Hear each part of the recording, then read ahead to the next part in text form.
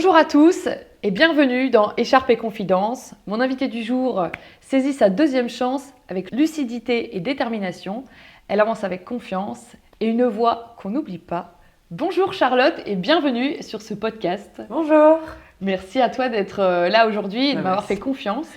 Merci pour l'invitation, je suis très heureuse. C'est un grand plaisir. Félicitations pour ton titre. Merci beaucoup. Miss Rhône 2025. Exactement. Depuis peu. Depuis le 14 juin, j'ai été élue à Saint-Priest et je me suis qualifiée pour l'élection de Miss Rhône-Alpes qui aura lieu le 19 septembre avec ma première dauphine, Flavie Sonnery. Félicitations à toutes les deux, on a hâte de vous voir sur scène. Merci. Pour ceux qui ne te connaissent pas, je te laisse te présenter rapidement.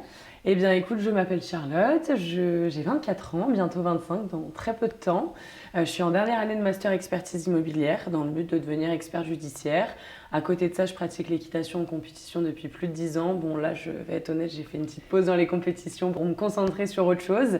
Et à côté de ça, je suis une bonne vivante. C'est-à-dire que je croque la vie à pleines dents, je me lance toujours des nouveaux défis, j'aime partager des moments et je m'enrichis vraiment de toutes les personnes que je rencontre dans mon quotidien. Et c'est ce que tu dégages, tu es très lumineuse. Merci beaucoup.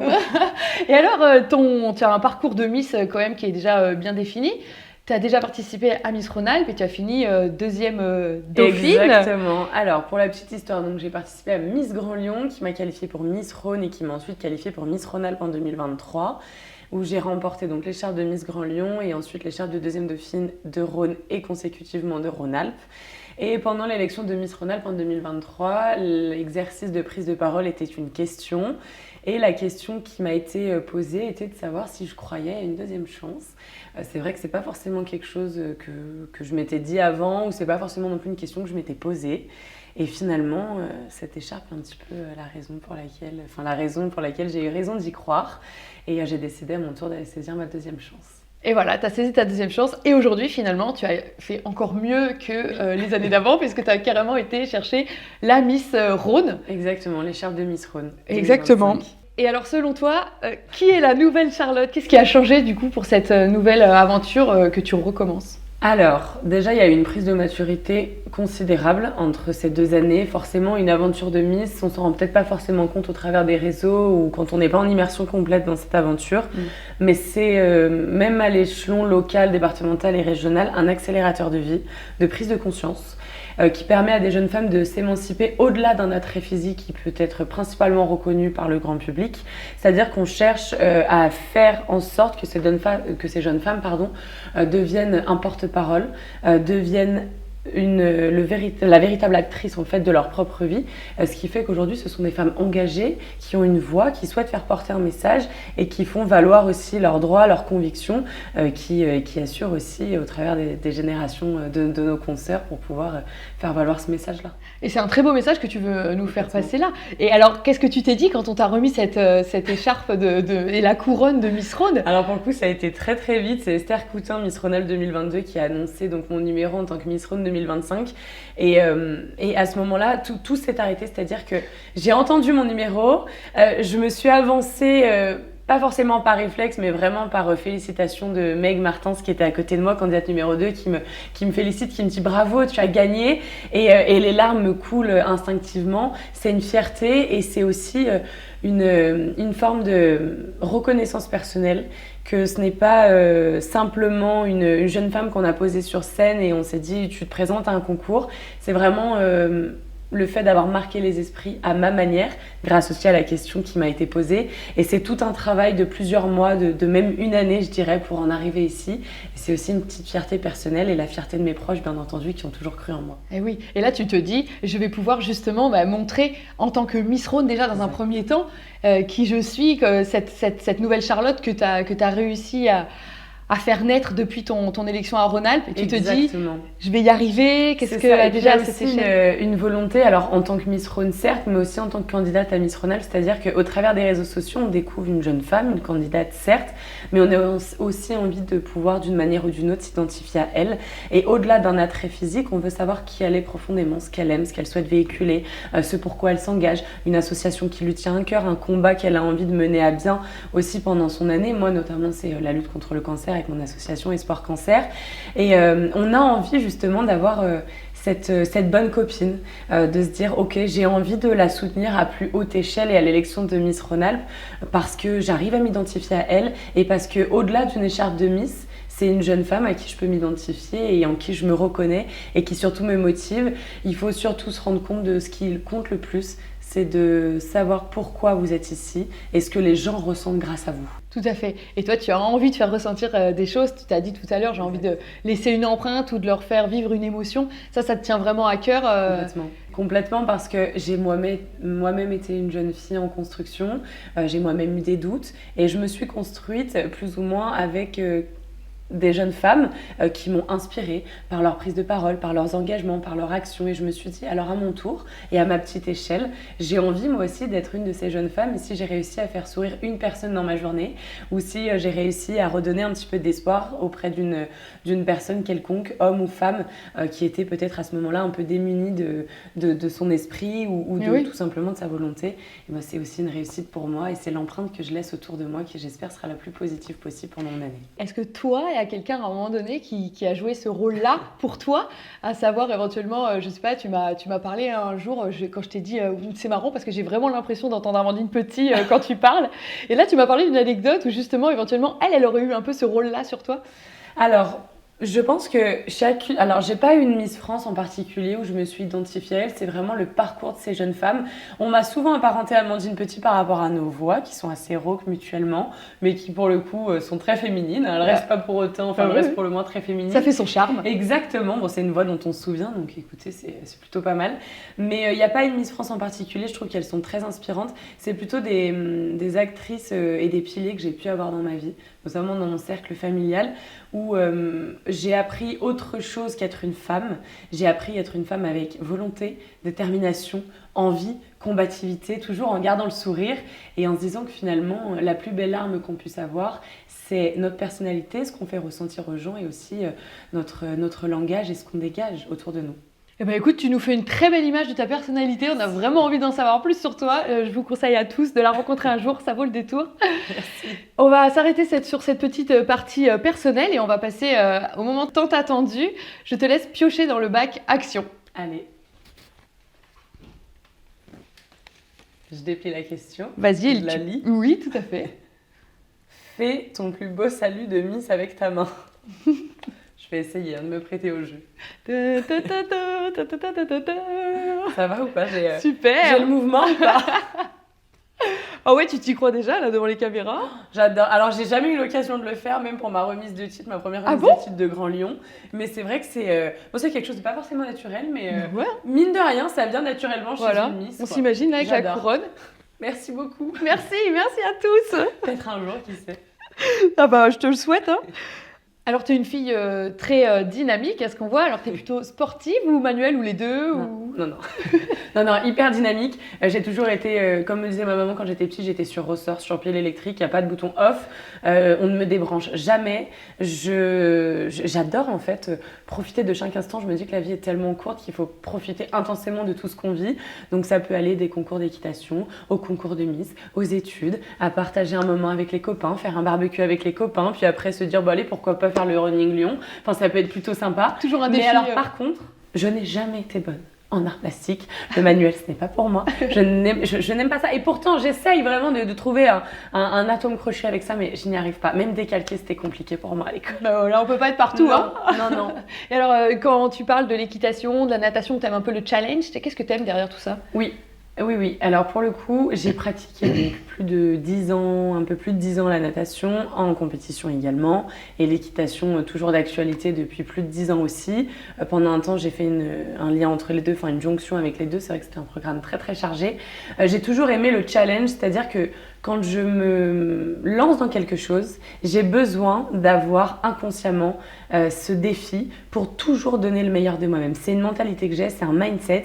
J'ai besoin d'avoir cette satisfaction personnelle de me dire que je repousse les limites à chaque fois pour pouvoir être meilleure chaque jour, mais pas meilleure dans une compétition avec les autres, mais vraiment avec moi-même, parce que finalement, sa principale adversaire comme sa principale alliée, c'est vraiment nous-mêmes, et c'est aussi ce qu'on dégage autour de de soi. Et c'est vraiment cette volonté de toujours être meilleur que la veille, toujours se lever avec cette sensation et cette volonté de se dire « Ok, j'ai peut-être pas été parfaite aujourd'hui, mais en tout cas, j'ai toujours une phase d'évolution, une perspective d'évolution, que ça soit dans le sport, dans les études, dans quoi que ce soit, dans quelque domaine que ce soit. » C'est vraiment une mentalité en tout cas que moi j'ai. Et oui, donc ça, tu parlais d'accélérateur de vie tout à l'heure. Oui. Effectivement, tu en as quand même vécu plusieurs. Donc aujourd'hui, tu es quand même, finalement, tu as 24 ans, mais tu as quand même une maturité du coup qui doit être vraiment bien présente. Non, quoi. non, et puis j'ai eu la chance de vivre beaucoup de choses qui m'ont vraiment enrichie et qui me permettent en fait au quotidien de donner toujours la meilleure version de moi-même et de toujours être meilleure chaque jour. C'est vrai que du haut de mes 24 ans, bientôt 25, mais ça je le dis pas. Bientôt 25, j'ai eu la chance de vivre énormément de choses et qui me permettent aujourd'hui d'enrichir les autres. Grâce à ce que moi j'ai pu vivre comme difficulté, hein, bien évidemment, parce que la vie n'est pas un long fleuve tranquille, bien entendu. Je ne dis pas qu'aujourd'hui, cette écharpe, c'est la concrétisation de ce pourquoi je me suis battue et je me suis levée chaque matin. Et est-ce que, quand tu me parles de ces petits moments, effectivement, que toi aussi tu as dû vivre, qui ne sont pas toujours des moments faciles, est-ce qu'il y a des personnes, une ou deux personnes, qui vraiment dans ta vie t'ont aidé dans ces moments-là, qui sont un petit peu tes piliers? Oui, bah alors forcément ma maman, je pense que c'est hyper important de le rappeler, mais une maman on n'en a qu'une, c'est important de la chérir et aujourd'hui je sais que je ne serais pas la femme que je suis aujourd'hui sans elle. Elle a toujours cru en moi et elle a toujours eu cette sagesse et ce regard de maman avec bienveillance de me rappeler toujours à l'essentiel même des choses quand parfois je m'emballais un petit peu trop ou à l'inverse à des moments où je doutais et je me disais mais je vais pas y arriver, enfin, c'est une montagne qui est beaucoup trop haute à gravir. Et elle me disait, mais ma fille, c'est pas grave si tu fais un pas en avant et 4 en arrière. Le tout, c'est d'arriver en haut, sans oublier qui tu es. Ensuite, forcément, ma grand-mère, qui, elle, pour le coup, m'a plus amené ses expériences de vie, qui m'a prouvé que rien n'est impossible à celui qui croit et que finalement, avec un petit peu de volonté d'amour et de bienveillance, on a accompli de grandes choses à notre niveau, dans différents domaines. Et puis ma meilleure amie, qui, elle, pour le coup, a un rôle complètement différent, c'est-à-dire qu'elle n'est pas du tout issue du monde des Miss. Elle regardait Miss France, hein, bien évidemment, comme tout le monde, mais elle avait plus ce regard extérieur de se dire je me rends pas forcément compte de tout ce qui se passe à l'intérieur et j'ai pas envie de m'y intéresser. Et puis je suis arrivée dans sa vie avec l'envie de gravir les échelons dans ce concours avec le concours de Miss Lyon, Miss Rhône, enfin Miss Grand Lyon, Miss Rhône et Miss Rhône-Alpes. Et elle a plus ce regard extérieur de se dire comment les gens vont te percevoir au travers de qui tu es, parce que moi je te connais, mais au travers des réseaux sociaux, il y a toujours un peu cette barrière de se dire on est derrière un téléphone, est-ce qu'on connaît vraiment cette personne? Et c'était plus me ramener à l'essentiel même de la perception que les gens pouvaient avoir de moi. Voilà. T'es très bien entourée. Très bien entourée. Mais et ça fait du bien et c'est important. Et oui, il faut être bien entouré. Il ne faut pas oublier qu'une écharpe de Miss Rhône, c'est une année. Après, on retourne à une vie, entre guillemets, classique, lambda, mais qui est tout aussi classique. C'est une baguette magique. C'est une parenthèse enchantée. C'est un plus de ce qu'on avait pour habitude de vivre dans notre quotidien. Et c'est important d'avoir des personnes qui nous ramènent à l'essentiel, même de qui on est et de qui on était avant et après cette course. Et oui. Et c'est marrant parce que, tu vois, tu nous définis tes proches comme tu as le côté douceur de ta grand-mère et de ta maman. Et puis, tu as le côté un peu quand même vérité cash de la copine. Et c'est marrant parce que finalement, elles te vont bien, ces deux personnes. Exactement. J'ai la sagesse de maman, la combativité de mamie et vraiment la bienveillance de ma meilleure amie et qui me dit ok, mais là on se recentre sur l'essentiel, quoi. Ça fait référence au dicton qui dit comme tu disais, dis-moi qui tu fréquentes et je te dirai qui tu es. Exactement, tout à fait. C'est bien vrai et je trouve que c'est assez représentatif, notamment dans un monde comme les Miss où tout va trop vite et tout peut parfois être décuplé, autant les émotions que les ressentis. Et c'est important d'avoir un bon entourage. Et alors, est-ce que tu as un petit rêve, comme une petite voix au fond de toi qui te dit, qui ne te lâche pas et qui te tire vers quelque chose? Forcément, quand on décide d'aller saisir sa deuxième chance 2 ans après, avoir été deuxième dauphine, mais finalement ça fait beaucoup de 2 dans l'histoire, il y a toujours ce petit rêve au fond de soi qui sommeille en se disant oui, forcément, si je le refais, c'est pour aller encore plus loin. Ne pas oublier non plus qui nous sommes, pourquoi on le fait. Parce que devenir Miss, c'est bien plus qu'une couronne, c'est bien plus qu'une écharpe, c'est bien plus aussi qu'une soirée d'élection, c'est aussi devenir une ambassadrice. C'est-à-dire que c'est une jeune femme qui va aller à la rencontre de son département et de sa région pendant 1 an, qui va laisser cette empreinte positive autour d'elle, qui va donner un maximum de sa personne pour faire sourire un maximum de visages, faire rayonner un maximum de regards. Et je pense que c'est aussi une manière pour moi, un rêve qui sommeille au fond de moi, de marquer l'histoire à ma manière.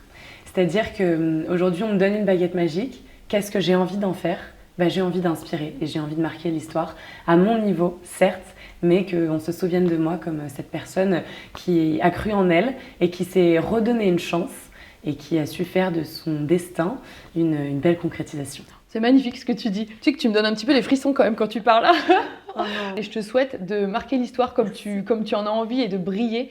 Je pense qu'aujourd'hui, les gens, ils ont besoin de cette positivité que tu peux amener, de cette bonne humeur. Et vraiment, c'est très beau et c'est un don que tu fais et on te remercie pour ça. Merci.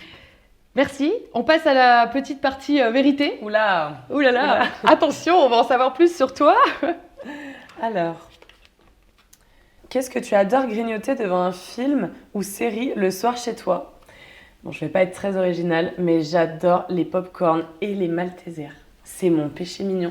Donc si jamais vous voulez me faire plaisir, des maltesers, j'adore ça. Ah, tu vois, des fois on croit que les Miss, Non. elles grignotent pas, hein?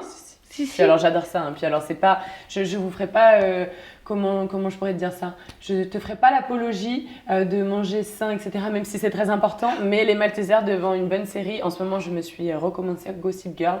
Je peux te garantir que c'est mon moment détente du soir. On adore. Ouais, moi aussi, j'avoue que devant la télé, j'ai mes petits secrets, j'ai mes petits gâteaux. On est toutes pareilles, je crois. J'adore. Merci pour ta petite confidence. On en sait beaucoup plus sur toi maintenant, sur les Maltesers. Est-ce qu'aujourd'hui, tu peux nous dire qu'est-ce que tu mets en place pour te préparer justement à cette future élection de Miss Rhône-Alpes? Alors, c'est une préparation en plusieurs points. Il y a beaucoup de choses qui doivent, à mon sens, être prises en considération. Ça passe notamment par le catwalk, donc bien apprendre à marcher en talons, à poser. Pourquoi pas réussir à tourner le jour J, on verra, surprise. La prise de parole, forcément. Moi, c'est quelque chose que j'adore, que je travaille aussi pour pouvoir montrer à la fois mon niveau et montrer aussi cette envie de m'exprimer à plus grande échelle. Il y a également la culture générale, parce on n'est pas sans savoir qu'aujourd'hui, une Miss doit être bien faite aussi dans la tête. Les réseaux sociaux, véhiculer un maximum cette image positive et fédérer autour de cette ambition commune parce que remporter une élection de Miss, c'est un travail commun et c'est un projet commun. Parce que sans public, forcément, avoir ce soutien, c'est hyper important. Oui. Et puis ça motive, c'est-à-dire que ça nous porte vraiment le soir de l'élection. Oui. Comment tu fais du réseau, justement? Beaucoup au travers des événements. J'ai pas... Alors, ça peut aller vraiment d'un événement associatif, caritatif, une soirée d'entreprise, se rendre aussi sur des événements sportifs. Parce que moi j'adore, en plus de ça, je suis hyper sportive, rencontrer du monde, être en capacité de pouvoir s'adapter à tout type de personnes rencontrées, que ça soit d'un maire, auprès d'un commerçant, des plus jeunes enfants, vouloir bien s'adapter en conséquence. Et puis c'est vraiment un ensemble en fait de choses qu'on met en place à ce niveau-là. Et qu'est-ce que tu ressens quand tu fais du lien comme ça avec ces gens pendant tes événements? J'adore. En fait, c'est vraiment quelque chose, comme je disais au début, qui me nourrit, qui me fait sentir profondément vivante parce que aujourd'hui, j'ai cette écharpe de Miss départementale, de Miss Rhône. C'est-à-dire que je représente le visage de mon département. Si j'ai la chance, ne serait-ce que de faire changer un tout petit peu les mentalités ou de laisser cette empreinte, qui soit à la fois fédératrice, dans la cohésion et dans la sororité, en tant que Miss Rhône 2025, j'aurais réussi mon année. C'est-à-dire que on connaît pas forcément le visage de sa représentante de son département. On va peut-être être amené à la rencontrer 5 minutes, et c'est 5 minutes qui vont être suffisantes pour pouvoir convaincre un maximum de personnes, et qui sait, peut-être dans la continuité de cette belle histoire, la région Rhône-Alpes. Et voilà. Et en plus, tu adores faire ça et ça te nourrit, donc c'est vraiment, t'es au bon endroit en fait, t'es aligné aujourd'hui avec tes valeurs. Tout à fait. Mais on se dit quand on t'écoute, finalement elle est prête, son catwalk il est nickel, sa voix elle est nickel, le réseau, t'aimes ça, donc forcément tu sais faire aussi. Est-ce qu'il y a un point où finalement, de par ton expérience à Rhône-Alpes, comme que tu as fait sur ton élection précédente à Rhône-Alpes, est-ce qu'il y a quelque chose que tu te dis, ah là j'aurais pu être meilleure et que justement tu travailles? Les chorégraphies. Alors, les chorégraphies, je les apprends vraiment au millimètre près, mais c'est plus la coordination avec le stress. Je me souviens, on avait un pas, on devait faire comme ça, en même temps, mettre nos jambes en harmonie avec nos bras. Bon, disons que quelques temps avant l'élection, maman a la chance de voir le spectacle de fin d'année tous les soirs dans le salon, quoi.